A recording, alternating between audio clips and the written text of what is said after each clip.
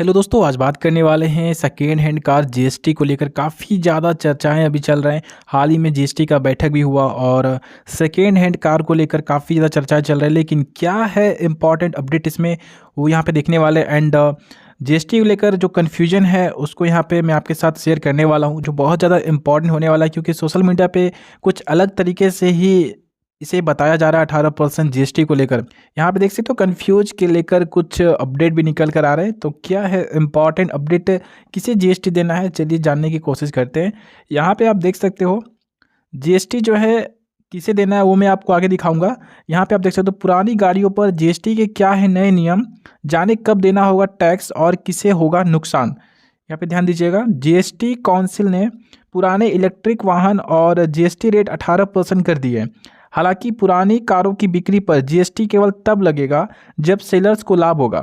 अभी देखिए, आपने जो वीडियोस देखा होगा या सोशल मीडिया पे जो अपडेट आपने देखा होगा कि अगर 10 लाख का कार है और अगर 6 लाख का कार अगर बेच रहा है सेकेंड हैंड, तो यहाँ पे 4 लाख का डिफरेंट होता है। तो इस 4 लाख पर जीएसटी देना है, ऐसा आपने देखा होगा एक एग्जाम्पल, ठीक है।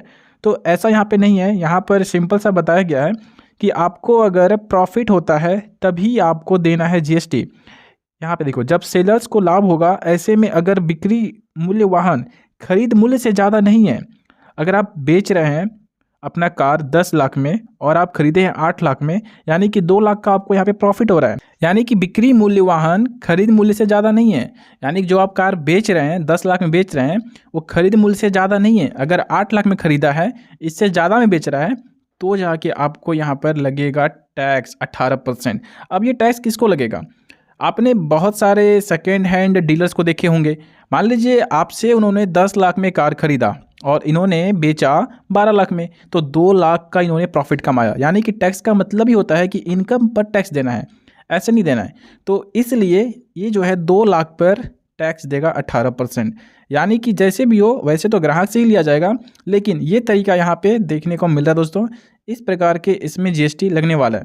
अगर मान लीजिए आपने 10 लाख पे कार खरीद लिया, आप एक डीलर्स हैं, रजिस्टर्ड डीलर्स हैं, 10 लाख पे आपने कार खरीद लिया, सेकेंड हैंड कार खरीदा, और सेल अगर कार नहीं हो रहा है तो आप चाहोगे कि चलो किसी तरह पैसे मेरे निकल जाए, तो हो सकता है आप 9 लाख पर ही इसको बेच दो, तो आपको 1 लाख का यहाँ पे लॉस हो रहा है। तो इस सिचुएशन में आपको जीएसटी नहीं देना है। इस तरह के अपडेट निकल कर आ रहे हैं, जो कन्फ्यूजन है आई होप आपको इसमें दूर हो गया होगा।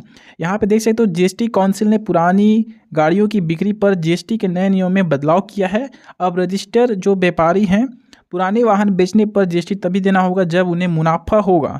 तो सारी डिटेल्स यहाँ पे मैंने आपके साथ शेयर किया है। आई होप आपको वीडियो पसंद आया होगा, तो प्लीज़ लाइक कर दीजिएगा और चैनल को भी सब्सक्राइब कर लीजिएगा।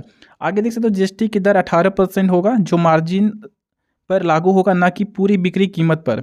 किसी व्यक्ति ने अपनी पुरानी कार किसी और व्यक्ति को बेचता है तो उसे जीएसटी नहीं लगेगा। यानी कि दोस्तों, अगर एक इंसान दूसरे इंसान को कार बेच रहा है तो यहाँ पे जीएसटी बिल्कुल भी नहीं लगेगा। अगर आप ऐसे रजिस्टर्ड व्यापारी को जीएसटी बेच रहे हैं जो कि वो कारोबार ही कर रहा है उस कार का, यानी कि खरीद बिक्री कारोबार कर रहा है सेकेंड हैंड कार का, तो अगर वहाँ पे वो प्रॉफिट कमाता है तो फिर उसे जीएसटी देना होगा। तो अगर कोई एक दूसरे से ही बाय सेल कर रहा है तो उसको जीएसटी नहीं देने हैं। तो यहाँ पे क्लियर मेंशन किया गया है कि अगर आप रजिस्टर्ड व्यापारी हैं और आप प्रॉफिट कमा रहे हैं तो जाके आपको जीएसटी देने हैं। तो आप यहाँ पे सारी बातें समझ गए होंगे। Please do like and subscribe कर दीजिए चैनल को। Thank you.